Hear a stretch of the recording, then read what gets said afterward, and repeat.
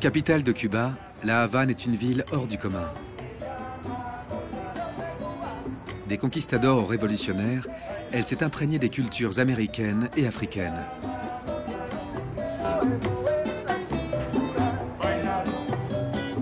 La visiter, c'est faire un voyage musical et sensoriel inoubliable. C'est tutoyer les stars des années 50 ou croiser le fantôme d'Al Capone. C'est ressentir la chaleur de ses habitants. La Havane, ville rebelle, se livre dans une douceur de vivre que l'on ne retrouve nulle part ailleurs.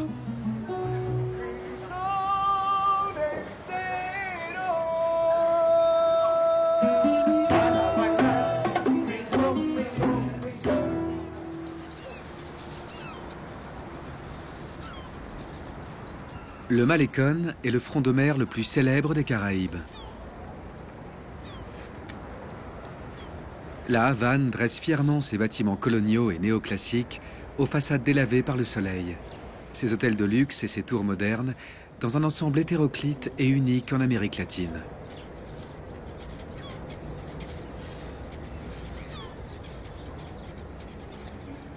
L'entrée du port abrite la vieille Havane, qui fut construite par les conquistadors espagnols en 1519. Derrière les élégantes façades coloniales, tout au long des ruelles pavées, se dissimulent des petites places et des arcades qui sont des trésors d'architecture baroque exceptionnellement préservés. Pas étonnant que ce quartier fût classé au patrimoine mondial par l'UNESCO en 1982. La vieille ville baigne en permanence dans une ambiance musicale. On est immédiatement plongé dans son atmosphère envoûtante.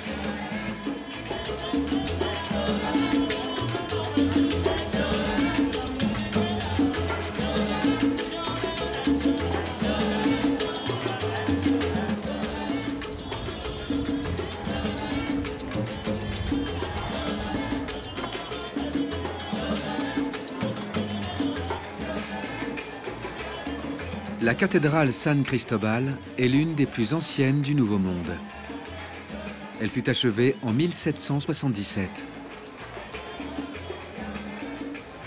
Autour de cette petite place, des portiques réguliers et des balcons en fer forgé ornent les façades des riches demeures des marchands qui ont fait la fortune de Cuba au XVIIIe siècle.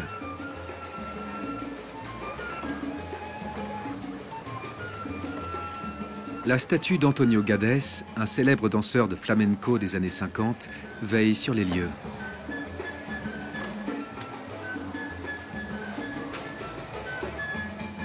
La vieille ville est ornée d'œuvres d'art qui se découvrent au détour d'un parc ou d'une ruelle. Comme dans un musée à ciel ouvert. Parfois, la silhouette de bronze d'un illustre personnage se mêle à un groupe de touristes.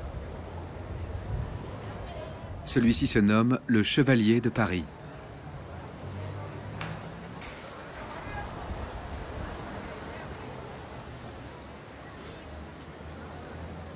Depuis le couvent jésuite de Saint-François d'Assise, on rejoint la place des Armes, réputée pour ses bouquinistes.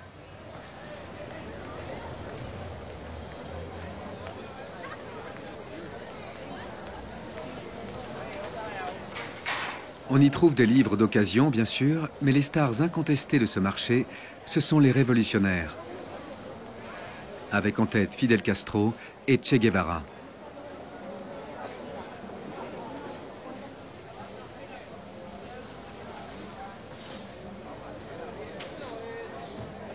Augusto tient son petit stand depuis plus de 30 ans.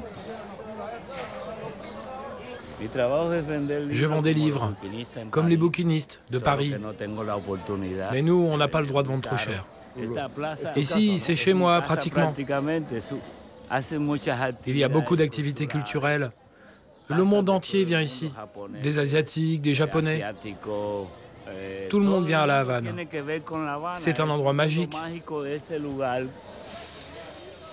À 2 pas de là, un orchestre symphonique joue en plein air pour le bonheur des touristes.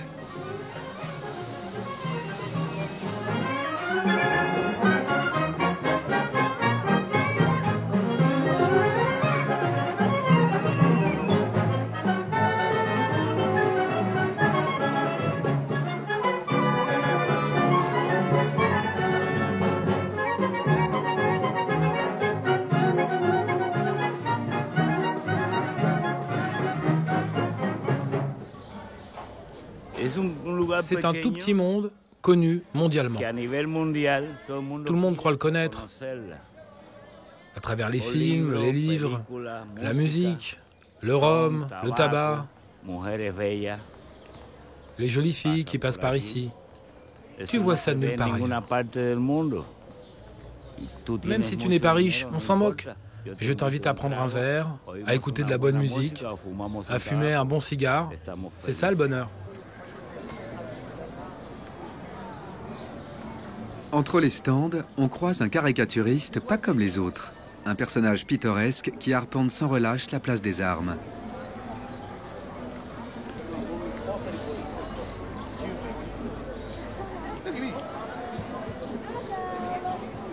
En quelques secondes, il croque un portrait plus vrai que nature. It's you, baby. It's you.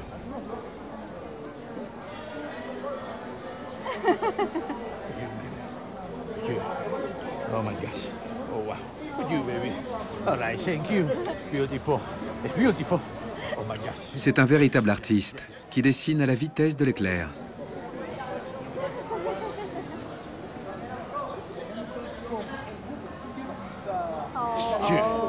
Yes.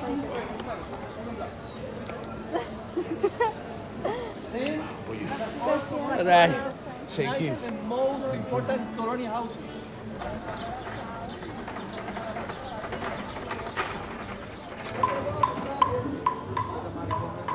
La rue Obispo est le rendez-vous de ceux qui recherchent des souvenirs à ramener.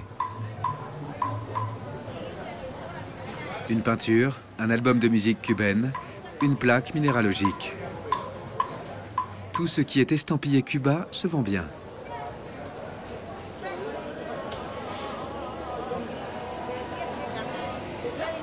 Mais la Havane a su rester authentique, malgré les touristes, car ses habitants ont un supplément d'âme. Comme ce vieil accordéoniste croisé au hasard des rues.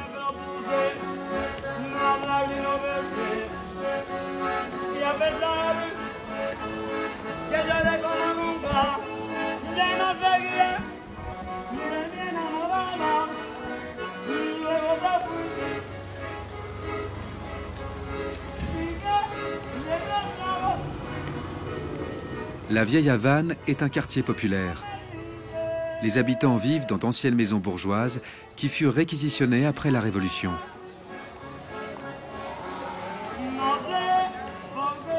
On les appelle les solares.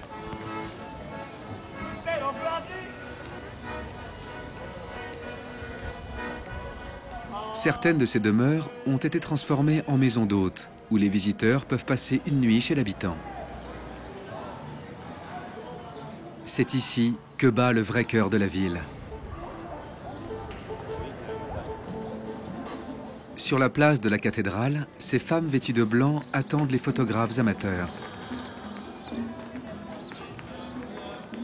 Elles font partie de la Santería, une religion très importante à Cuba.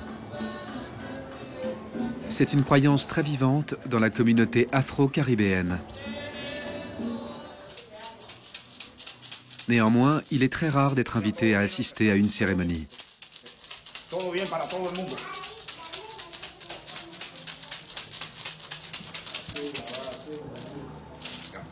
La Santería, c'est la religion des descendants des Africains qui furent déportés par millions pour devenir esclaves dans les grandes propriétés qui ont fait la fortune de Cuba. Ces adeptes vénèrent un dieu unique, Orogun, qui envoya sur terre le premier de tous les saints, Ogun. Et c'est justement son anniversaire aujourd'hui.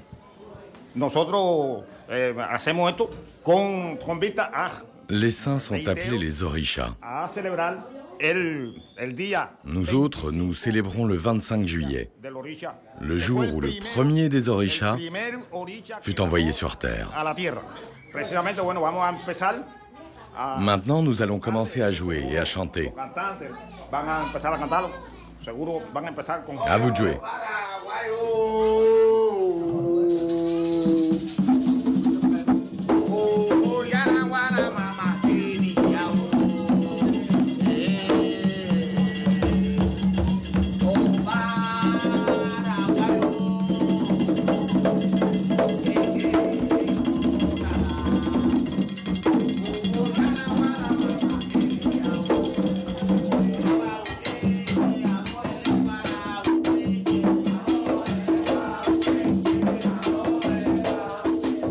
santería, ce n'est pas seulement une religion, c'est aussi une affirmation de l'héritage africain à Cuba.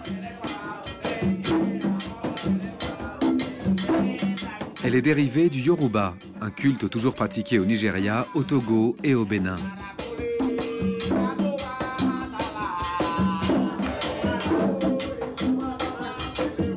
Longtemps méprisée par les catholiques, la santería connaît aujourd'hui un véritable renouveau et rassemble de nombreuses familles lors de célébrations.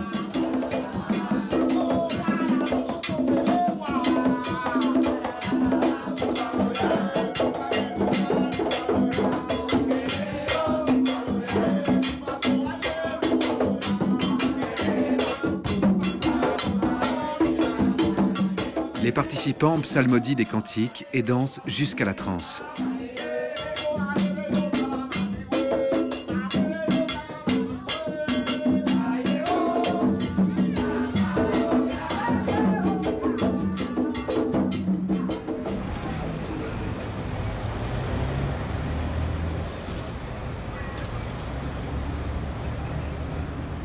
Sur les avenues de la ville paradent les belles américaines. Cadillac, Chevrolet, Oldsmobile, Buick, Dodge, Chrysler.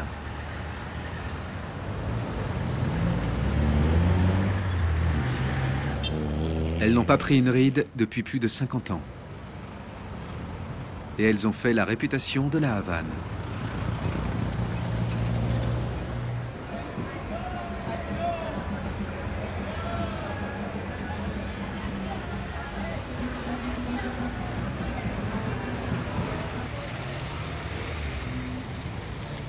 Certaines sont de véritables bijoux bichonnés par leurs propriétaires.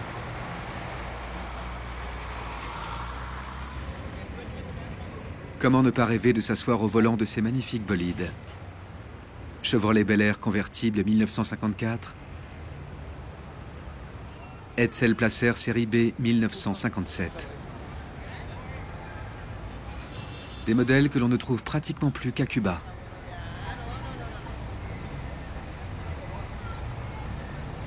Ces belles américaines ne demandent qu'à vous transporter le long du Malecón.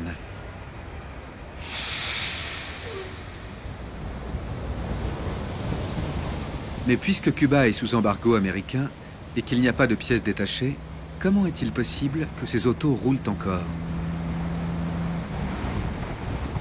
Rendez-vous dans un petit garage tranquille, dans les faubourgs de la ville, pour dévoiler tous leurs secrets.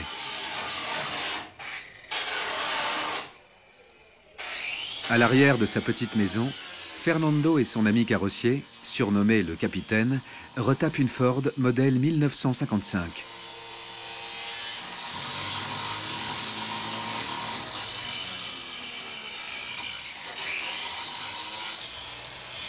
Tout est quasiment à refaire, car le véhicule n'est plus qu'une épave. Mais Fernando est doué pour leur redonner une deuxième vie. Les autos, je les achète lorsqu'elles sont très vieilles, à l'état d'épave. Je refais la carrosserie, je les repeins, je refais les sièges, je change le moteur, je change les pièces. Et avec un peu de chance, elles prennent de la valeur. Et alors, je vais essayer de les vendre s'il y a un acheteur.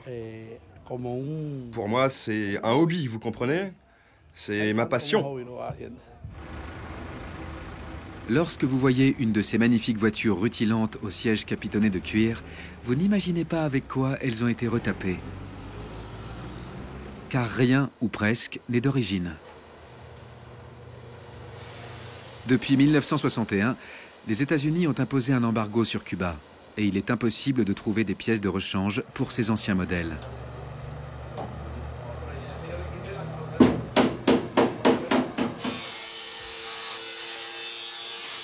Alors, le nouveau moteur, il vient d'où? C'est un Hyundai, c'est ce que je préfère. C'est un moteur coréen, un moteur Hyundai. Et où est-ce que tu l'as acheté? Ils le vendent dans des magasins d'État. Quelles autres pièces tu as changées sur la voiture? Beaucoup de pièces. Par exemple, les freins à l'arrière et le frein à main, ils proviennent d'une Fiat.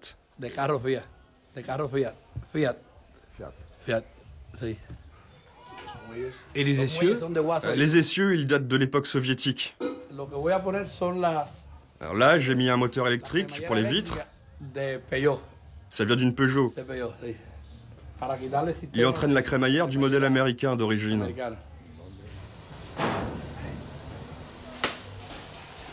Ces autos sont de véritables puzzles, fabriqués à partir de pièces de toutes origines, sauf américaines. Seules 4 pièces proviennent de Ford. Là, c'est le purificateur d'air. C'est Mercedes. Là, c'est encore Hyundai pour le filtre. Il n'y a que les phares qui soient des originaux. Du modèle Ford, 1955.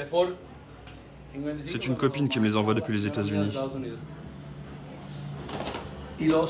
Et j'ai aussi les feux avant. Nous autres, les Cubains, on est bien obligés d'être créatifs. On doit inventer pour aller de l'avant. On cherche la solution ici et là. On invente.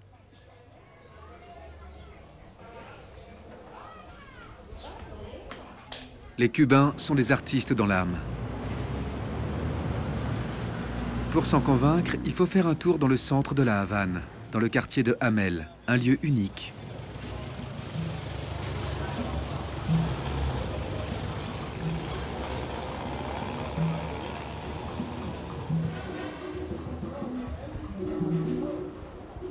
Cette petite allée s'est transformée en galerie d'art à ciel ouvert.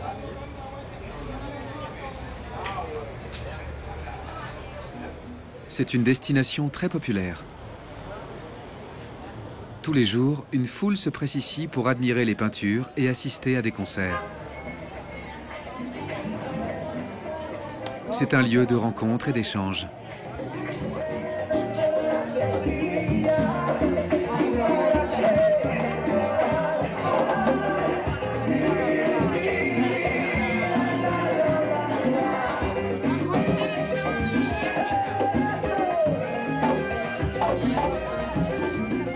Les murs sont recouverts de fresques surréalistes et la rue piétonne expose de nombreuses sculptures. Elles sont toutes l'œuvre de Salvatore González Escalona. En 1990, cet autodidacte, adepte de la santeria, décida de transformer cette petite ruelle en lieu enchanteur.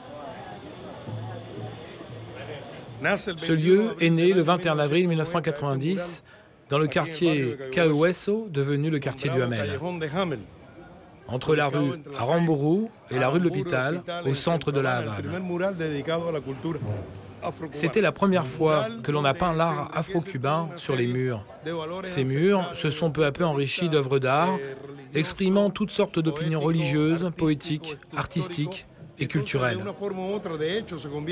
Et finalement, en rassemblant toutes ces œuvres, c'est devenu le temple de la culture noire pour tout le continent américain et les Caraïbes.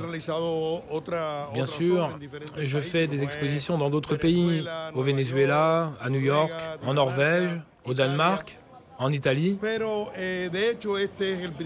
Mais tout est parti d'ici, dans le quartier du Hamel, ce fameux 21 avril 1990. Après plus de 20 ans d'efforts, tout ce travail a permis de faire connaître cet art un peu partout dans le monde, aux infos ou dans les guides. Et depuis 24 ans, tout cela, c'est l'œuvre de votre serviteur, Salvador Gonzalo Escalona. Inspiré par Dali et Picasso, l'artiste cubain est aujourd'hui considéré comme l'un des plus grands. Et visiblement, cela le rend heureux.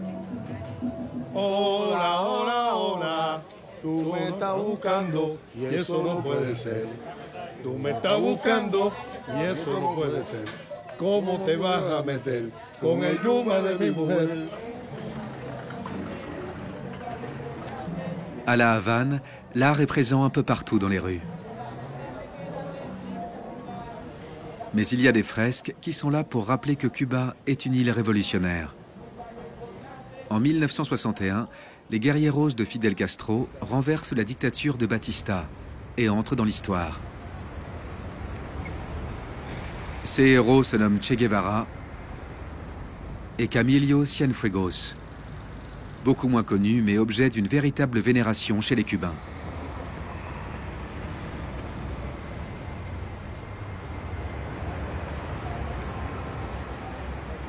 Nous sommes sur la place de la Révolution. Face au portrait géant de ses deux anciens compagnons de lutte, Fidel Castro a fait ériger cette immense colonne de béton haute de 140 mètres, avec à son pied une sculpture géante en marbre de José Martí, le père de l'indépendance de Cuba.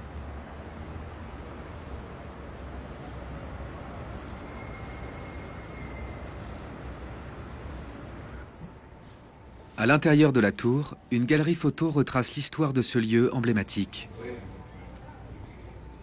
La place de la Révolution était souvent noire de monde. Jusqu'à 1 million de Cubains venaient ici écouter Fidel Castro. Le leader Máximo était connu pour ses discours fleuves qui duraient des heures. Il est ici photographié à la tribune avec le Che et Camilio. En 1953, une poignée de révolutionnaires se rebellent contre le président Batista et son gouvernement fantoche mis en place par les Américains. Les Barbudos, comme ils se nomment, se cachent dans la Sierra Maestra et pendant 6 ans, ils vont patiemment rallier la population à leur cause. Le 1er janvier 1959, ils s'emparent sans résistance de la Havane et sont acclamés en vainqueurs.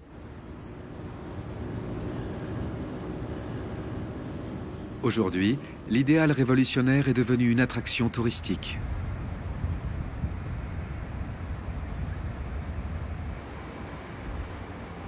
Mais revenons à José Martí, qui fut le premier à se battre pour la liberté en arrachant l'indépendance aux Espagnols en 1898.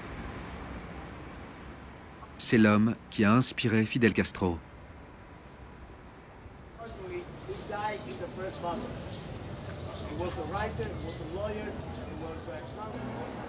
Sa maison natale dans la vieille Havane se visite. José Martí venait d'une famille modeste. Son père était policier, le fils deviendra poète. Jeune homme, il est déjà un humaniste engagé pour la démocratie et contre l'esclavage. Il est arrêté une première fois à l'âge de 16 ans. À l'époque, Cuba est encore une colonie espagnole et la Havane l'un des premiers ports d'Amérique. La couronne d'Espagne n'entend pas se laisser déposséder des richesses qu'elle exploite ici. José Martí est obligé de fuir. Il est en exil à Saint-Domingue. En 1892, il crée le Parti révolutionnaire cubain. Il rassemble une armée hétéroclite, faite de soldats, de paysans et d'esclaves affranchis, et débarque à Cuba avec le général Antonio Maceo, surnommé le Titan de bronze.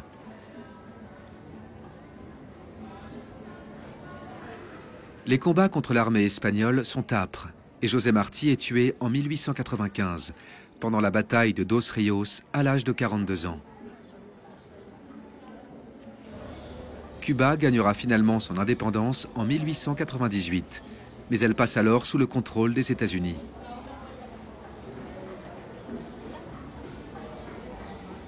Les Havanais viennent souvent se recueillir devant les quelques objets personnels de leur héros national.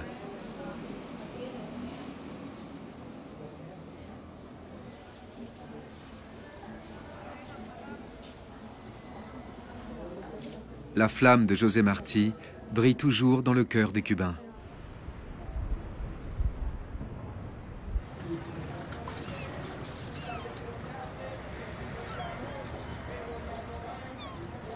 Lorsque le jour se lève, le soleil illumine les immeubles et le front de mer d'une lumière rose.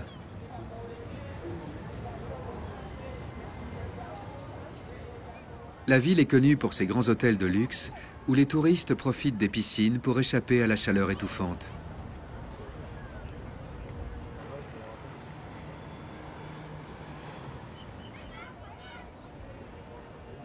L'industrie du tourisme est la principale activité à la Havane et elle génère de nombreux emplois.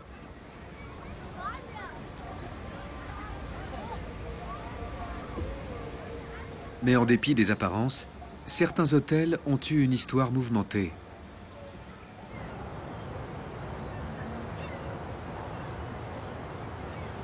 Reconnaissable à sa silhouette imposante et aux 2 tours qui coiffent le bâtiment, l'Hôtel National est le plus grand et le plus fameux des palaces de la ville.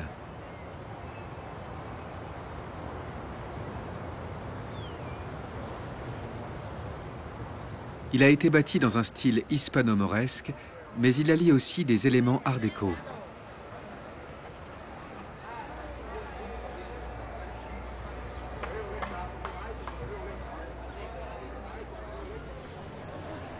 Les touristes qui profitent tranquillement de leur séjour à Cuba n'imaginent pas que le palace était en première ligne à l'époque de la guerre froide et que les seuls clients de l'hôtel étaient les guerrieros de Fidel Castro. Car à La Havane, le passé n'est jamais loin.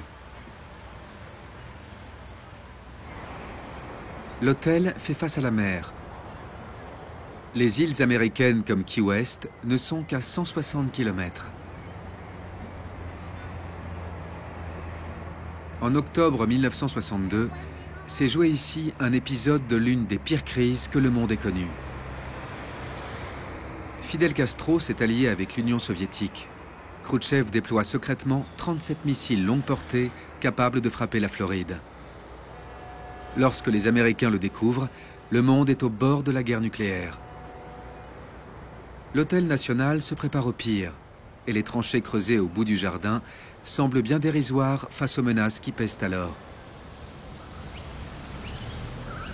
Heureusement, la raison l'a emporté et le palace a retrouvé sa place de temple de la jet-set. Son ouverture fut célébrée en grande pompe le 30 décembre 1930. Parmi les célèbres invités, des stars d'Hollywood comme Errol Flynn ou Johnny Weissmuller, connu pour son interprétation de Tarzan.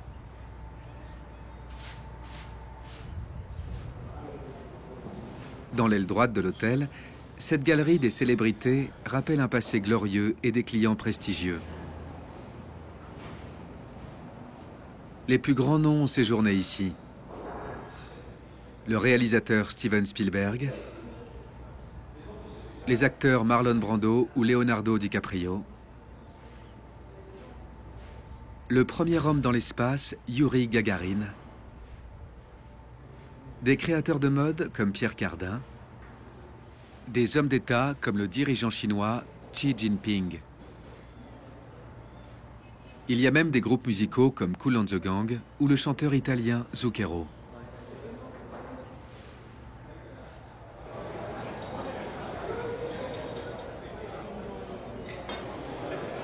Passer une nuit dans l'un de ces palaces, c'est revivre la grande mais aussi la petite histoire.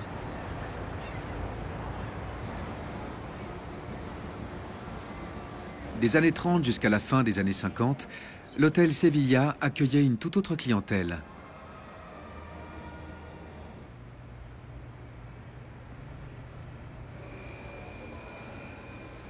Dans ce hall, on croisait les princes de la pègre,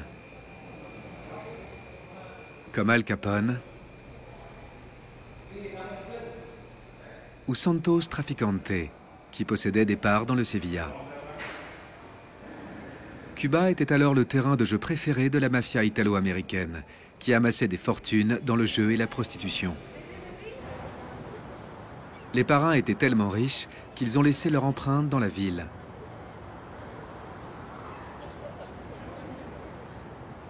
Meyer Lansky, le trésorier de l'organisation du crime et bras droit de Lucky Luciano, fit même construire son hôtel, le Riviera. Pur chef-d'œuvre de l'architecture des années 50, le Riviera est célèbre pour sa piscine, la plus grande de la ville.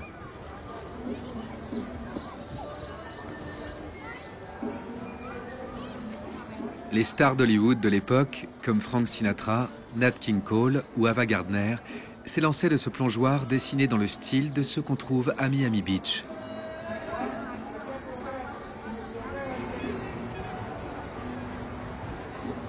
Les mafieux vont rentrer précipitamment aux États-Unis à l'arrivée des guerrieros de Fidel Castro en 1959.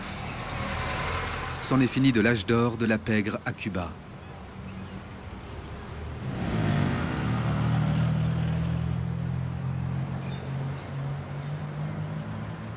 Voici un autre endroit mythique de la Havane, le café Floridita, la petite Floride.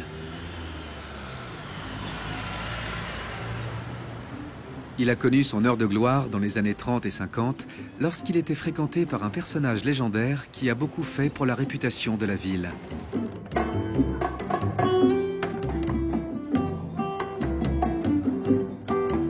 Le célèbre écrivain américain Ernest Hemingway.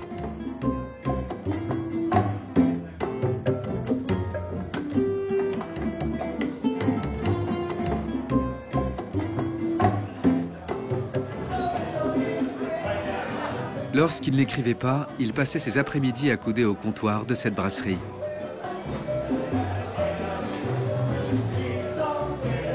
Il profitait de son atmosphère tranquille pour déguster un daiquiri, la spécialité de la maison, un cocktail à base de rhum, de citron et de glace pilée.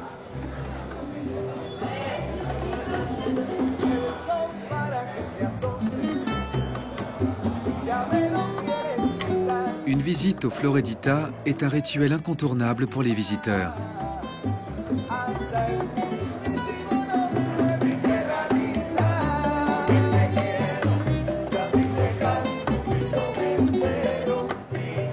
Au bout du comptoir, la statue d'Ernest Hemingway les observe pour l'éternité.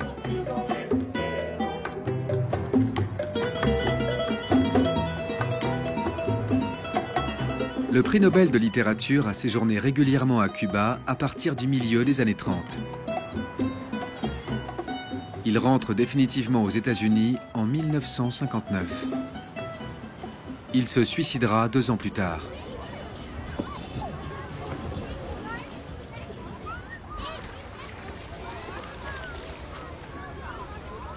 Aujourd'hui, le port de plaisance qui porte son nom abrite les bateaux des privilégiés du système. Ernest Hemingway était féru de pêche au gros, et ses longues balades en mer lui ont inspiré son chef-d'œuvre, Le vieil homme et la mer. Au bout de la jetée, il y a une copie de son bateau sur lequel il connut les plus belles années de sa vie.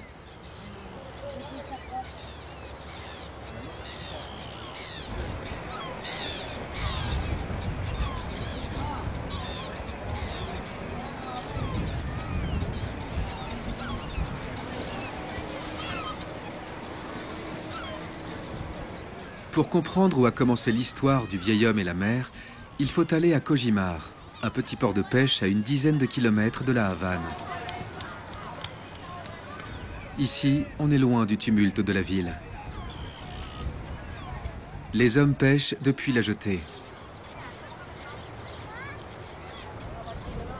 Un pélican s'est précipité sur une des prises et s'est retrouvé pris à l'hameçon.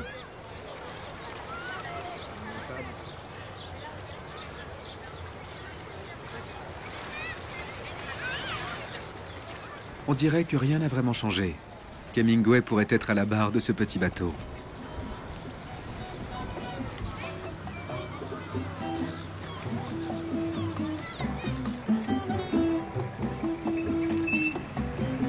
Pour le retrouver encore un peu, il faut s'arrêter dans ce petit café, la terrasse de Cojimar.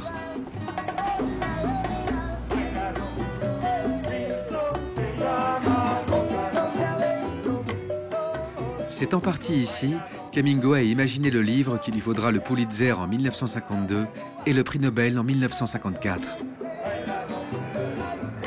Sur les murs, des peintures naïves racontent l'épopée du livre.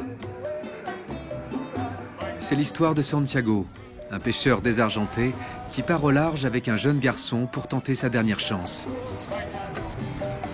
Hemingway raconte son combat face à la nature qui se déchaîne.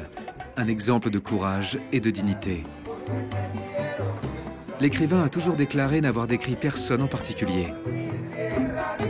Mais dans ce café, on dit que c'est son vieil ami, le capitaine Gregorio Fuentes, qui l'emmenait souvent pêcher, qui a inspiré à Hemingway le personnage de Santiago.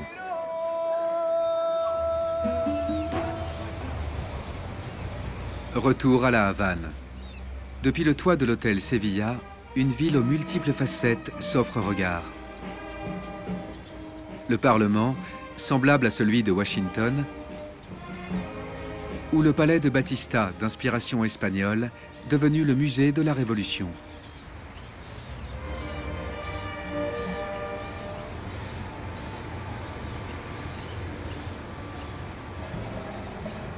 Regardez la parade des automobiles, les flâneurs du Paseo, la plus belle des avenues, ou déambuler rue Obispo pour déguster une glace. Il ne manque qu'un bon cigare, le trésor de la Havane.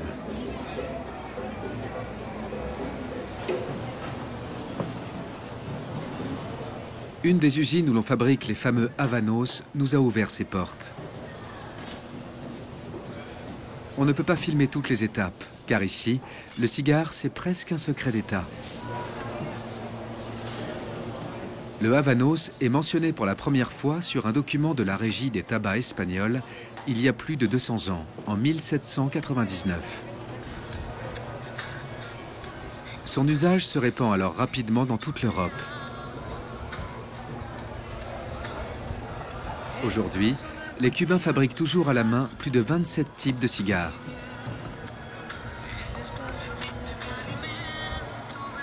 Ici, on fabrique des bolivars.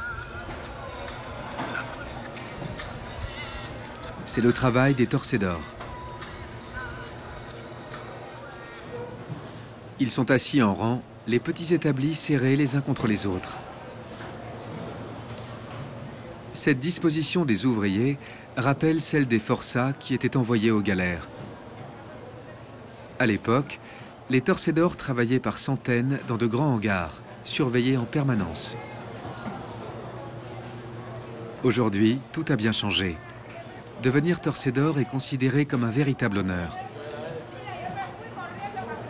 Il faut 1 an d'apprentissage pour commencer à fabriquer les cigares et la sélection est très difficile.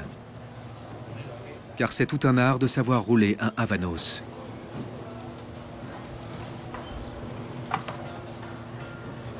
C'est la même méthode qui est appliquée depuis l'origine.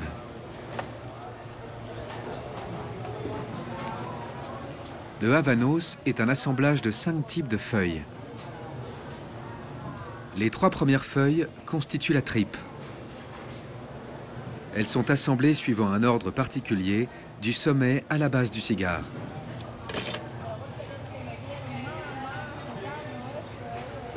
Elles sont ensuite roulées dans une 4e feuille, la sous-cape, qui est recouverte de la meilleure des feuilles, la cape.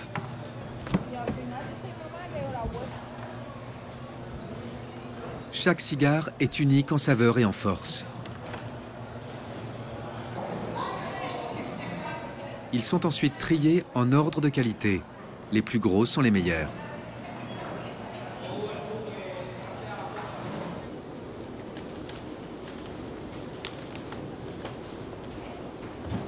La dernière salle est la plus sensible de toutes, car c'est là que sont empaquetés les cigares et qu'on leur donne leur appellation et le numéro correspondant à leur taille grâce à une bague.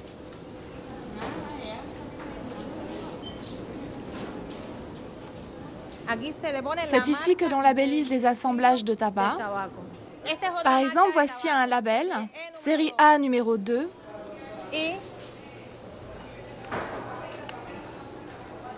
Et ça, c'est des Salomon Partagas, pour la maison du Havane. C'est lequel le meilleur? C'est suivant le goût du fumeur. Et combien y en a-t-il par boîte? Regardez, il y a des boîtes de 10 cigares, des boîtes de 5 et des boîtes de 25.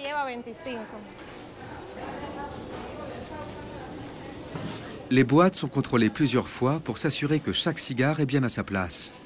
Il en existe plus de 150 sortes, suivant leur forme, leur taille et leur qualité.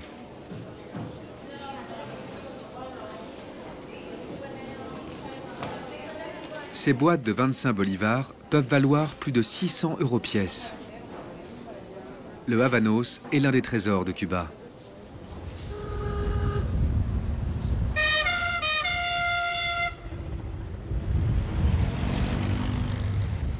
Mais il y a aussi la boisson nationale, le rhum.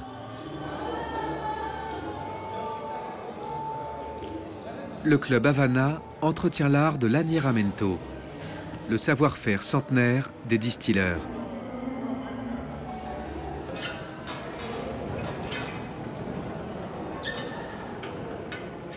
Le rhum est un alcool fabriqué à partir du sucre de canne qui est largement exploité dans l'île.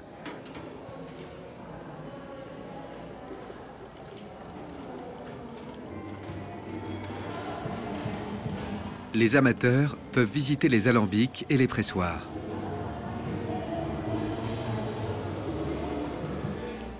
Comme nous sommes à Cuba, le rhum se déguste en musique.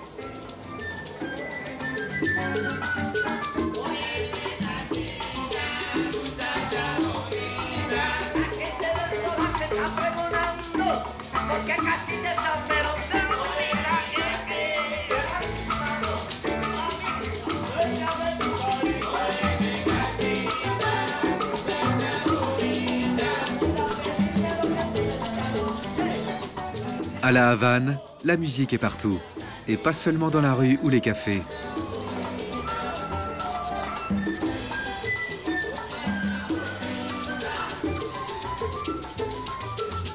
La capitale est connue pour être une grande amoureuse du jazz. Cette musique afro-américaine, née dans les années 20 à la Nouvelle-Orléans, a rapidement traversé la mer des Caraïbes pour ensorceler Cuba. Surtout dans les quartiers pauvres de la ville. Dans une petite maison des faubourgs de La Havane, nous avons rendez-vous avec des fous de jazz.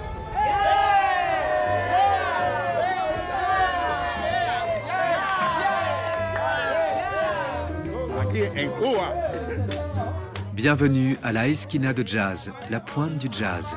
Un petit club fondé dans les années 50 et toujours aussi populaire.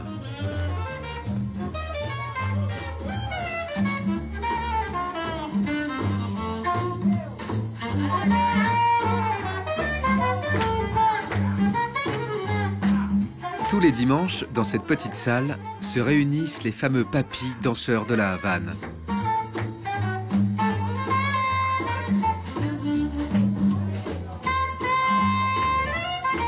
Cela fait plus de 50 ans que les couples valsent sur la musique de Miles Davis ou de Duke Ellington.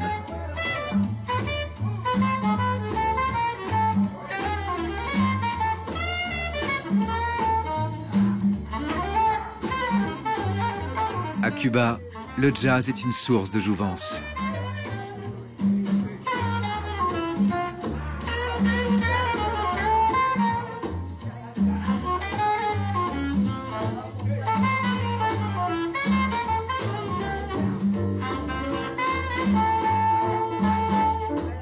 La Esquina de Jazz est animée par Williams, un chanteur et un danseur bien connus. J'adore le jazz. J'adore. C'est son père, fou de cette musique venue d'Amérique, qui fonda le club. Mon papa, il était génial. C'était un très bon danseur de jazz. Un bon père et un ami. Pour moi, mon père, c'était le meilleur. Si gentil. Il était toujours de notre côté, car il y a une chose qui nous rassemble, c'est le jazz. Ici, on est amoureux du jazz.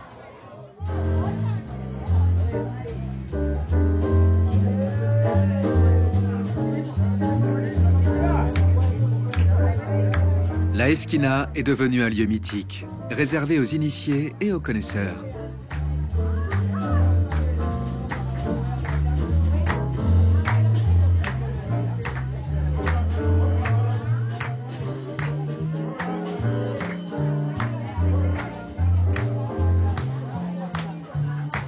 Le mur raconte l'histoire de ceux qui ont fait vivre ce club et égrène les photos comme autant de souvenirs.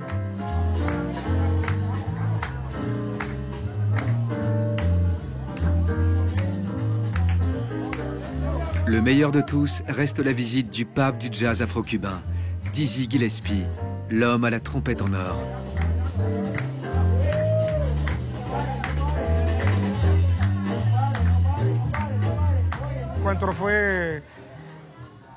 Quand il est venu ici, c'était fabuleux. C'était incroyable, comme un rêve. Un rêve qui s'est réalisé ici.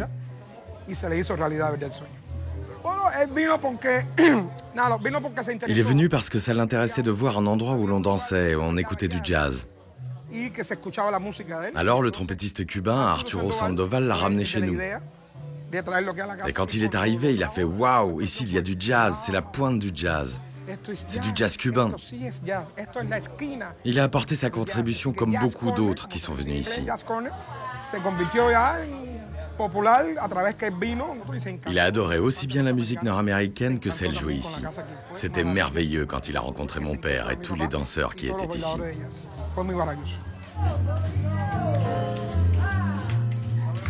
C'est parti pour un numéro de claquettes.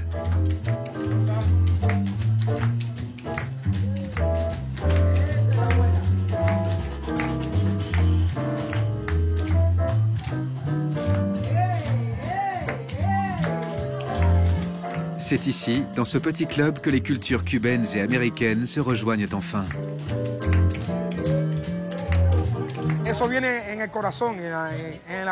On vient ici avec son cœur. C'est là que le cubain et le nord-américain se retrouvent unis dans la musique. Car la musique rapproche, c'est vrai. La musique nord-américaine et la musique cubaine se sont réunies ici pour créer un genre totalement unique. Superbe. Et c'est pourquoi Cuba et les États-Unis se sont réunis par la musique. Ils aiment notre musique et nous, on aime la leur. Ce que je préfère, c'est le scat, le bebop. Dans le jazz, j'aime beaucoup le scat.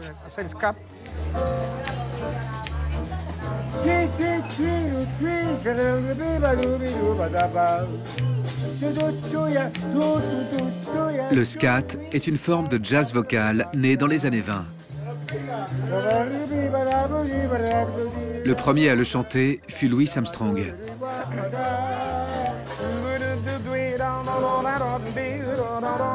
Et on dirait vraiment que l'esprit du plus grand des jazzmen habite Williams lorsqu'il se lance.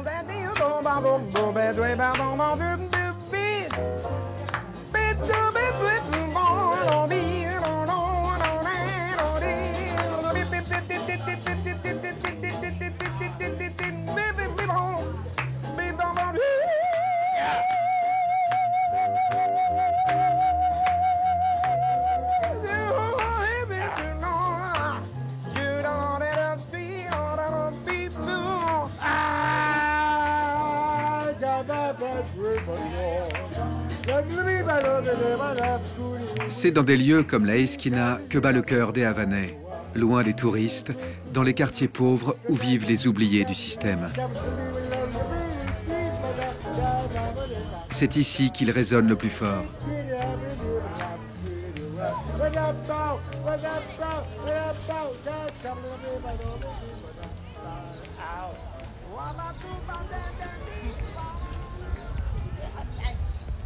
Dans la vieille ville, nous croisons Ernesto, un chanteur ambulant.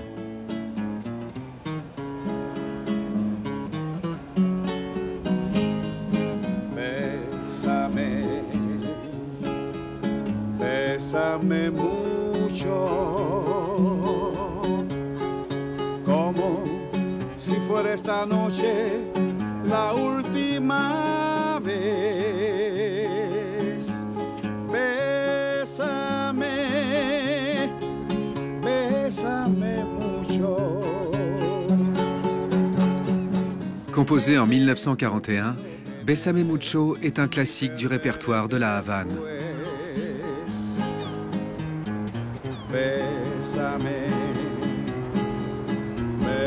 Une histoire d'amour qui ne s'éteint jamais entre les Havanais et leur ville magnifique.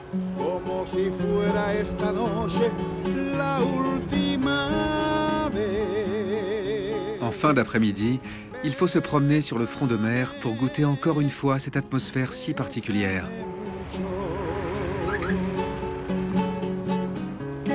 Nous voici de retour sur le mythique Malecón, une avenue de 9 km. Ce sont les Américains qui l'ont construite en 1902 pour protéger la ville des assauts de l'océan.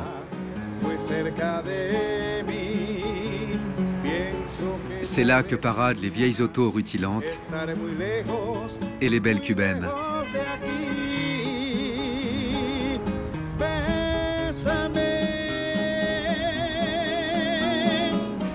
C'est le rendez-vous des habitants qui se retrouvent ici pour discuter en regardant le soleil se coucher.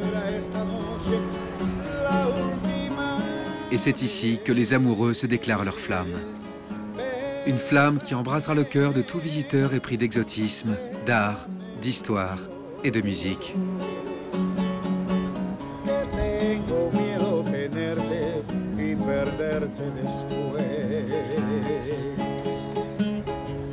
Quiero mirarme en tus ojos, tenerte muy cerca de mí. Pienso que tal vez mañana estaré muy lejos de aquí.